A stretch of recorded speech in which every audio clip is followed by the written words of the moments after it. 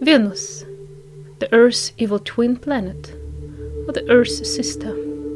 Venus is the most alike planet to our Earth in our solar system, and it's the most closely located planet to our own. However, in modern day, all the scientists and engineers looking towards the Mars. Why so? What is so scary about the Venus? And why, despite all the similarities with our planet, we're not rushing to explore it? Let's talk about Venus' properties, how it's alike with our planet, and then see why it's so different nevertheless, why it has such rough conditions, and what can cause that. Venus has been known on our planet for a long time. It's back in the Mayans' times, around 650 AD, that civilization already created a very first accurate calendar using the Venus transit on the sky. Today we know Venus as a morning or evening star. It's the second brightest object on the sky after the moon. In the ancient time, Venus was called after the Roman goddess of love and beauty. However, the modern research on its surface shows us that it's quite different there on the surface from love and beauty. Often Venus is described as a twin planet or sister planet to our Earth. Not just because it's located so close to it. For example, at the time when Venus passes the closest to our Earth, it's only 38 million kilometers away from us.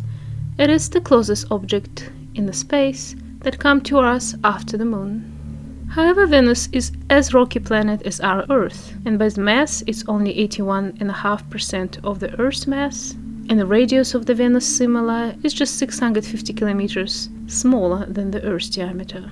Both planets have relatively young surfaces, some craters, they have volcanic activity, and they both have atmosphere. However, the Venus is accounted to be the most violent planet in our solar system. The first scientists who found out that the Venus has an atmosphere was back in the day when there was a transit of the Venus in front of the Sun. It means the Venus was traveling between us and the Sun. Mikhail Lomonosov, the Russian scientist, that time observed it in an observatory in St. Petersburg.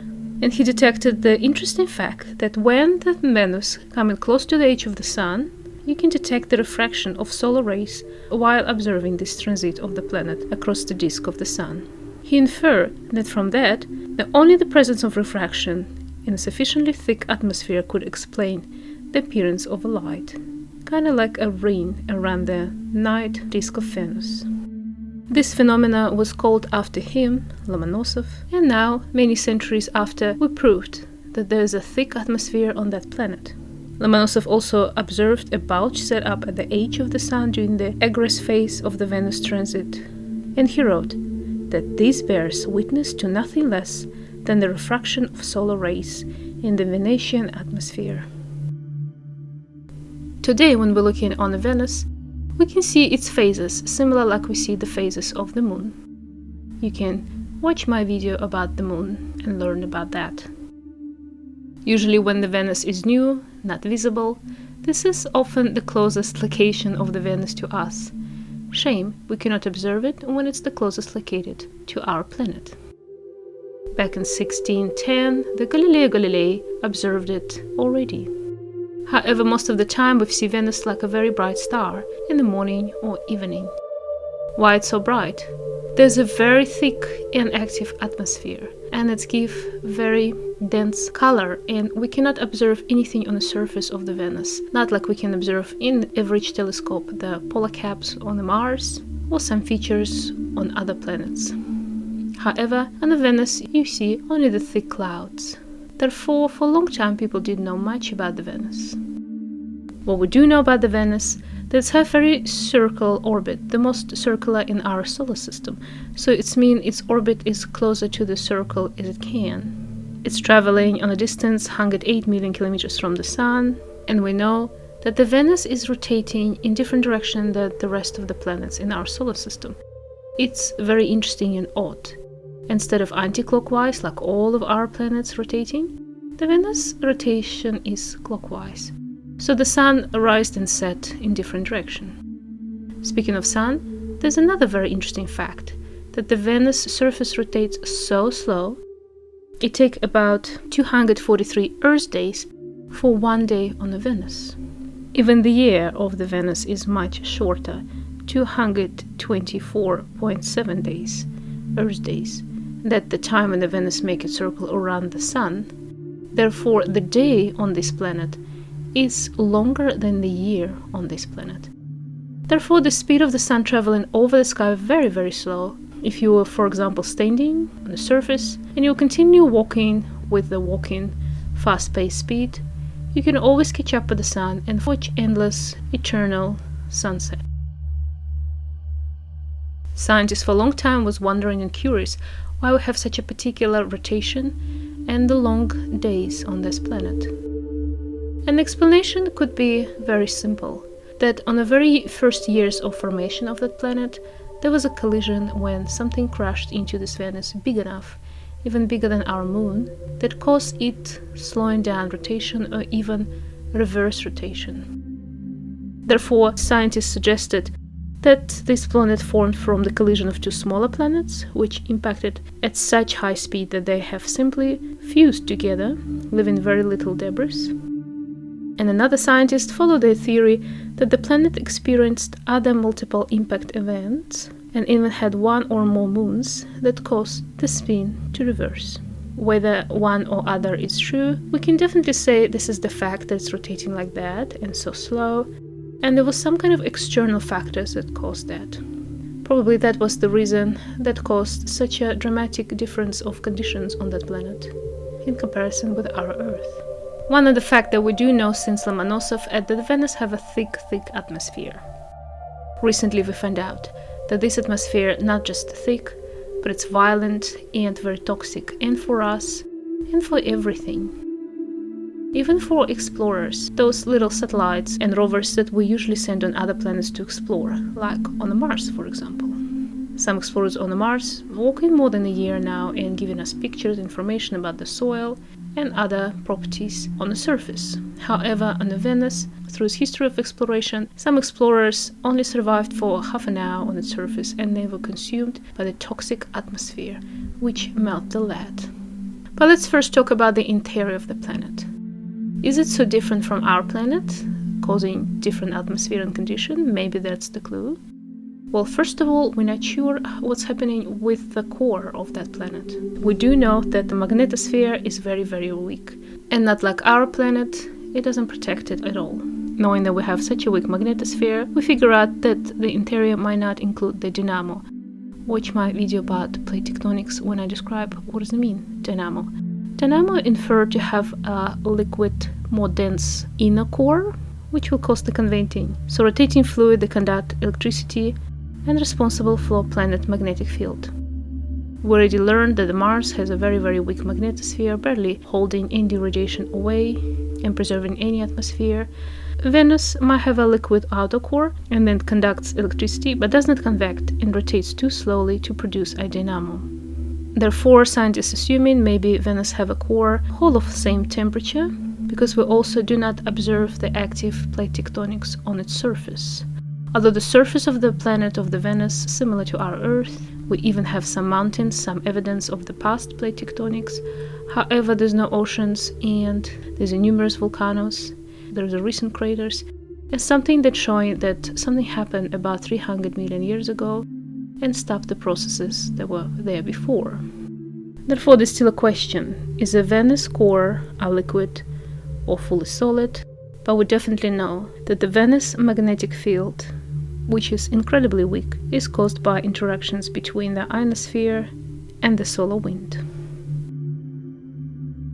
Venus has the most densest atmosphere in the solar system, and the mass is dramatic. It's 90 times bigger than on our Earth.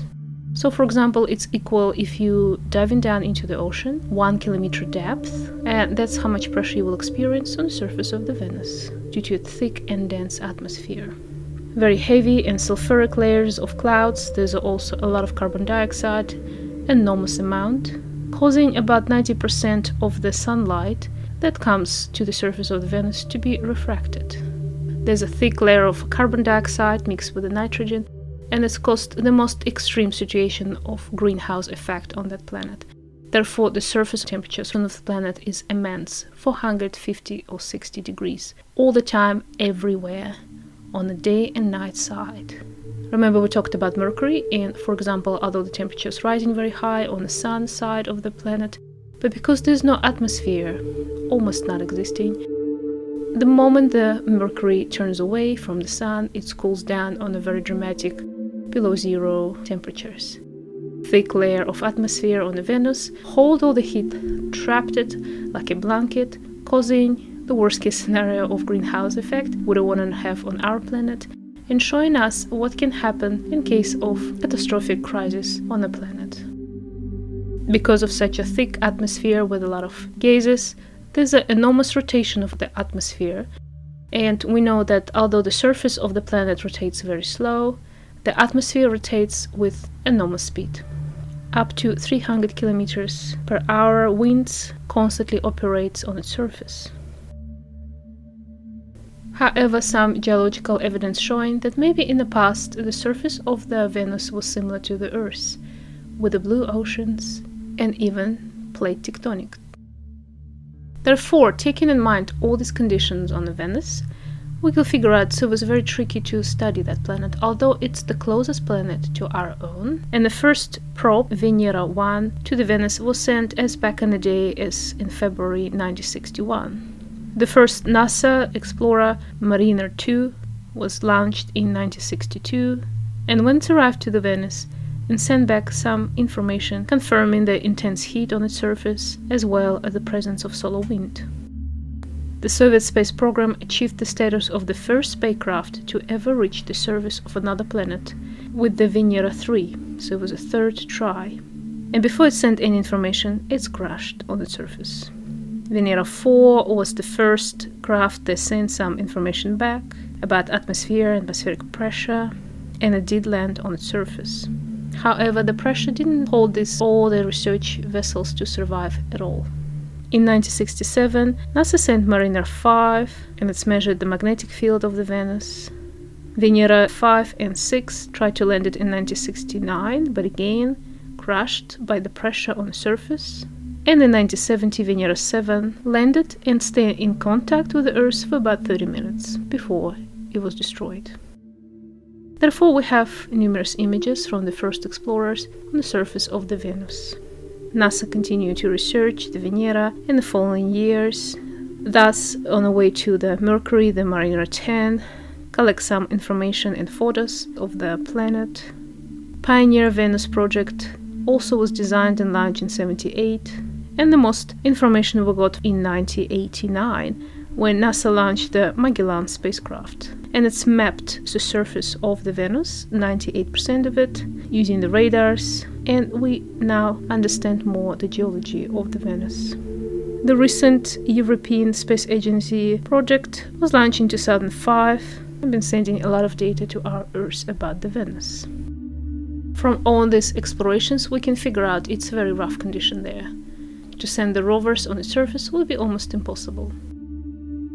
However, scientists suggested that such a high pressure and hot temperature on its surface could be not so bad in the high levels of the atmosphere. There's a layer in the atmosphere where the conditions of the temperature will be similar to the temperate Earth's conditions.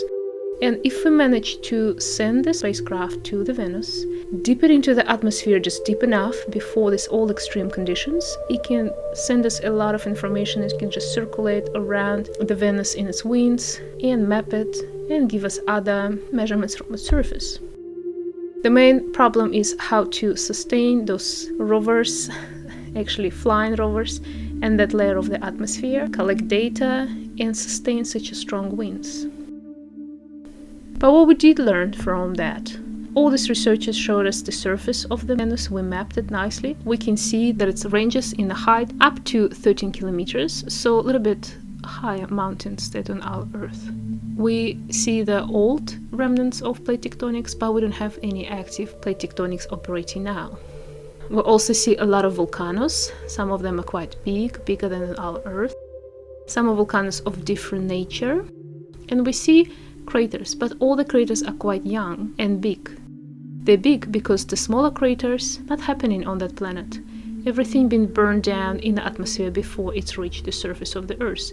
You need to have a pretty big rock to reach to the surface and create the crater. And they're all young because we see some kind of geological event happened 300 million years ago, resulted in numerous lava flows on its surface, and since then, not much happened. The surface of the Venus appears to be very smooth, maybe because of the very toxic nature of the atmosphere, which constantly moves around the planet, and secondly, deficiency of the little craters. The highland is only 10% or less on the surface, not like on our Earth, showing about the deficiency of plate tectonics or its dead state. Scientists suggested that 300 million years ago, there was probably some kind of low viscosity lava flow event, which lasted for millions of years, due to the decaying radioactive element heated up in the mantle. Eventually it was all forced to the surface. We see the evidence that the planet still cooling down and releasing its heat from interior out through numerous volcanoes or lava flows. Lava flows covered most of the planet, and then the mantle cooled down. And because there's no more plate tectonics operated on its surface like on the Earth, we can observe it now. It's been preserved.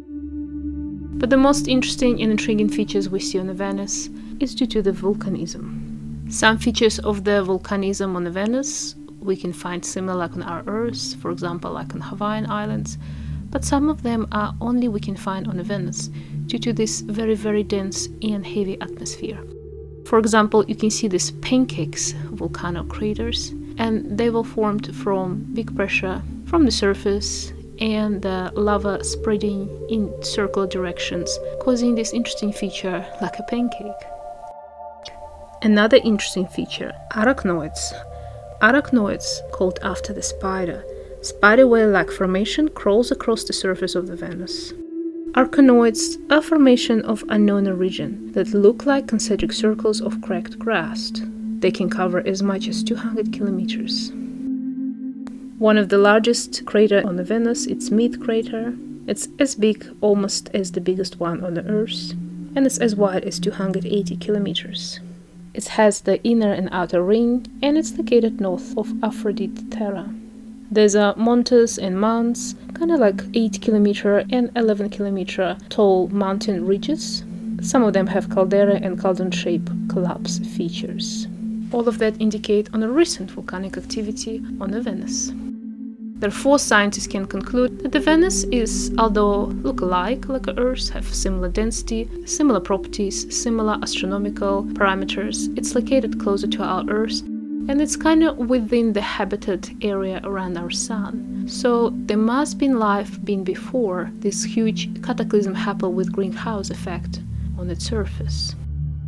Modern studies shows there is some interesting feature could appear in its atmosphere, and in that layer, which I said is more or less tolerable and more like on our Earth, in the higher levels of atmosphere, they might preserve some kind of organic life, and in the modern days, scientists on the way to discover that. For some time, scientists observing some interesting appearing and disappearing in the higher levels of atmosphere. There's also some scientists claim that they find the phosphine in these layers of atmosphere in the Venus.